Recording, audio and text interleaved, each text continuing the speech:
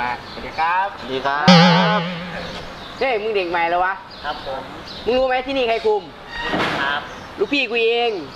ชื่อโชกี้ถ้าอยากผ่านทางเอามาคนละ20 บาทลงมาอย่างนี้ไม่ได้กูไม่ให้ไปเร็วเร็วเร็วเอามาเร็วช้าอีกไปได้ครับผมขอบคุณครับไปเร็วเอานักเรียนคะวันนี้เป็นวันเปิดเรียนวันแรกพวกเราเป็นยังไงในบ้างปิดเทอมไปเที่ยวไหนมาบ้างไปเที่ยวทวีปค่ะฮะไปไหนนะไปเสม็ดไปเที่ยวไหนมาโอ้เหรอสนุกไหมทีนี้ยินดีต้อนรับนักเรียนทุกคนสู่วันเปิดเรียนวันแรกของพวกเรานะครับเดี๋ยววันนี้ครูมีเพื่อนใหม่ที่จะมาแนะนำแล้วก็มาทำความรู้จักกับพวกเราเดี๋ยวขอเชิญนักเรียนใหม่ออกมาแนะนำตัวด้วยนะคะขอเชิญค่ะ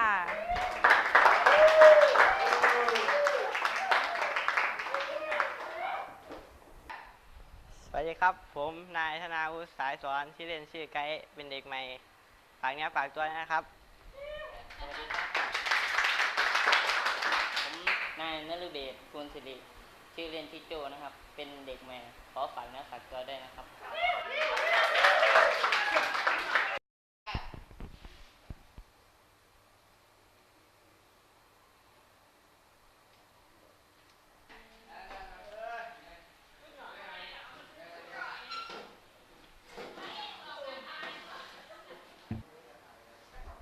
เอ้ย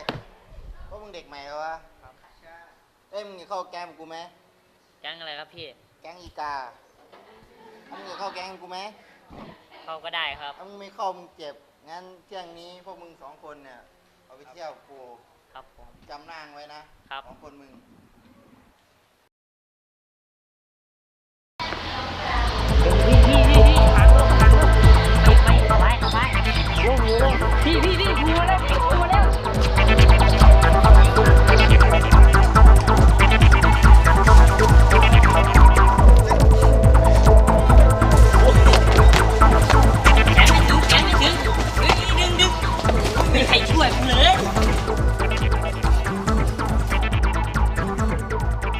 นักเรียนคะวันนี้เดี๋ยวครูจะแจ้งรายชื่อนักเรียนที่ไม่มีสิทธิสอบนะคะแล้วก็หลังจากที่ครูแจ้งรายชื่อแล้วให้ไปพบครูที่ห้องพักครูนะคะ1กิตติศักดิ์2นฤเบศ3นายธนาวุฒิ4นายสิทธิโชคและ5นายจิรายุทธครบแก๊งเธอเลยเดี๋ยวพบครูที่ห้องพักครูนะคะที่ครูเรียกพวกเรามานี้ก็อยากแจ้งให้ทราบว่าพวกเราติดมศก็คือไม่มีสิทธิสอบก็เพราะพวกเราทำตัวแบบนี้ไม่เข้าเรียนหนีเรียนก็เลยทำให้เรียนไม่ทันเพื่อนพอเรียนไม่ทันเพื่อนแล้วก็ทำให้ติดมศไม่มีสิทธิสอบพวกเธอไม่สงสารพ่อแม่หรือที่ส่งพวกเรามาเรียนแบบนี้ไม่ตั้งใจเรียนกันเลยสงสารพ่อแม่ที่เขาส่งเสียเราเรียนมาพวกเธอไปเป็นเด็กเกเรแบบนี้ถ้าวันหนึ่งที่เพื่อนเขาเรียนจบแล้วเขารับปริญญาหรือเขาได้ใบประกาศแล้วพวกเธอจะเสียใจนะโอเคต่อไปนี้ก็ให้พวกเราตั้งใจเรียนขึ้นแล้วก็กลับมาเป็นเด็กดีกลับตัวกลับใจตอนนี้ก็ยังไม่สายเดี๋ยวครูจะให้โอกาสก็แล้วกันนะทั้ง5 คนกลับตัวกันใจเป็นคนดีนะครับ